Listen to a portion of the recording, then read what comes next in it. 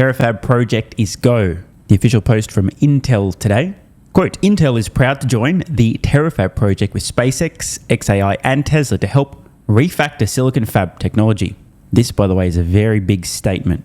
Not the announcement of the project, but the goal here to refactor silicon fabrication technology. Meaning a massive rethinking, re-engineering, redesign of the entire process involved in manufacturing, aka fabricating silicon chips. This is not an announcement from Intel that we will help Tesla with the project doing what we do best. This is a complete restructuring of how chip fabrication is done.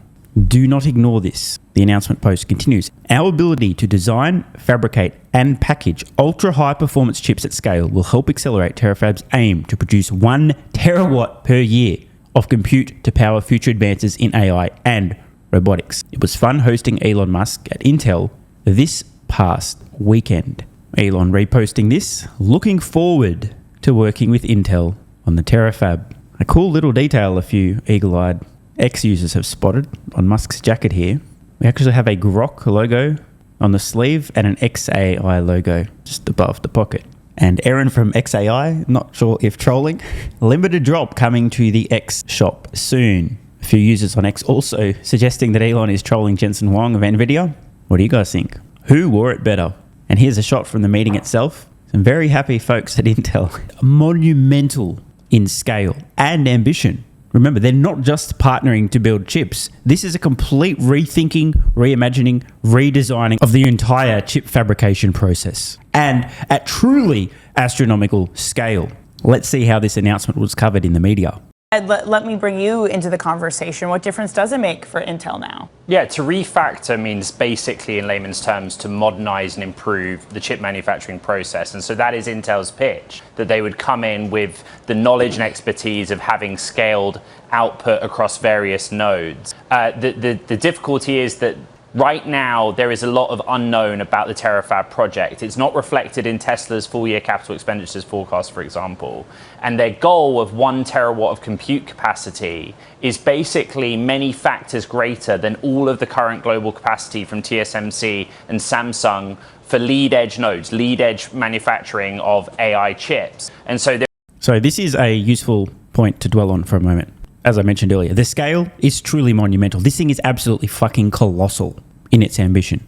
Recall the official announcement post from Intel reiterates the scale.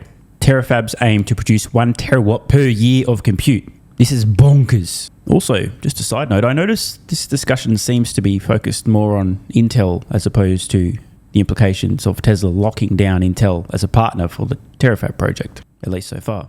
There is a great question mark of how they'll do it, but like analysts have estimated, you're talking over an aggregate period of like trillions of dollars of spending to get to that scale in the end. So if this was something that we were chasing, and it's interesting that Intel notes in its post Intel that Elon Musk visited with them over the weekend in Santa Clara. Very interesting indeed. Ed, you know, Intel has obviously sold a stake, or President Trump in the United States have bought a stake there. So they're, you know, in bed together. I'm never sure about Elon Musk, but at least at one point he was very deeply in bed with President Trump. Is this whole sort of clique going to help Intel recover from its... All right, looks like this entire segment is Intel focused. Let's move on. All right, you guys are not going to believe this, but I found some more coverage. Maybe you might notice a trend. You said the investment bodes well for Intel's turnaround story. Does this really strengthen the balance sheet? How does this look to be boding well? Yeah, so Intel's been busy in its turnaround. It made a really big step in repurchasing 49%. Yes, thanks, bro. Cool story. Notice this entire segment also is 100% Intel focused. Not that this doesn't have big implications for Intel, but Tesla now has officially locked down and announced a massive partner for this monumental project. Again, it's not just making chips, it's reinventing how chips are made to serve their truly audacious goals. The terawatt per year. Maybe it's a case of third time lucky. I'm scraping the bottom of the barrel here. This is the last piece of coverage in the media I could find about this announcement. Is anyone going to discuss the positive implications for Tesla? So while the markets have been watching the Middle East, there were some deals that were moving stocks. Let's go to Ross Gerber, President and CEO of Gerber Cow. Oh, fuck. I might just skip ahead and see if we can actually find any commentary on this beside Elon bad, Elon stock pump. Let's see if we can get something reasonable out of Captain Elon bad. What are they going to do, and is this a catalyst for Intel?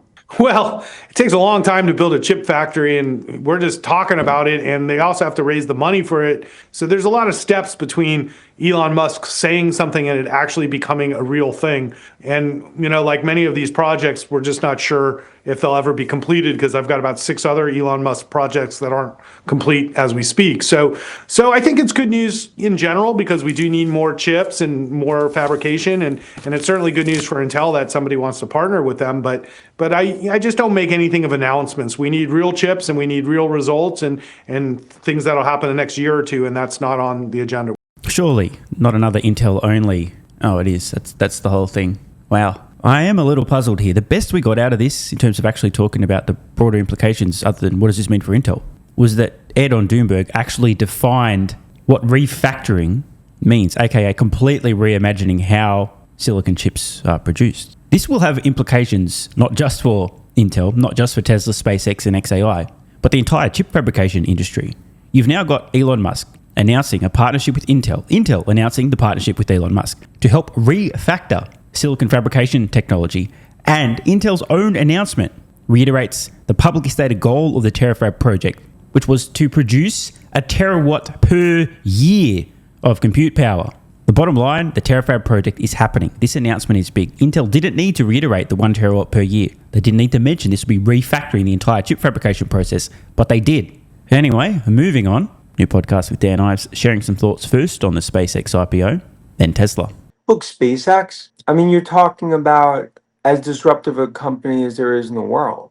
And more want to play space from a data perspective. Today, you have like Planet Labs and a few other, that you could play that.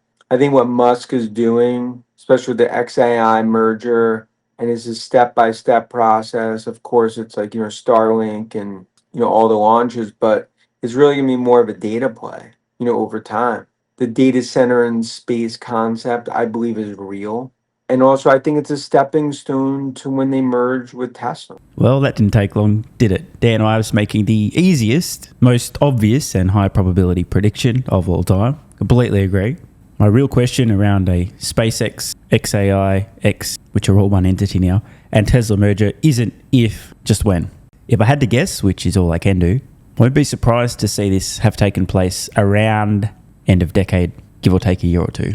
And just one final, totally unrelated point to put out there as I record this, Tesla's market cap plus SpaceX market cap, if they were to become one, could be, just based on today's valuations, somewhere around the $3 trillion or so mark. And as I record this, even after the bump on this news for Intel's market capitalization is less than 10% of that figure. I don't know why I would even mention that though, but I'm just randomly finishing the video with that useless, unrelated information. Bye. Want more content?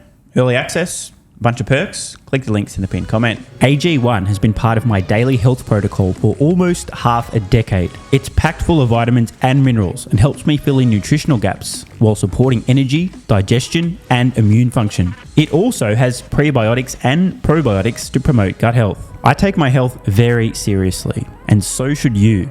Try AG1 today by visiting drinkag1.com/SMR or click the link in the pinned comment and enjoy a free welcome kit with vitamin D3 plus K2 and AG1 travel packs. That's drinkag1.com/SMR.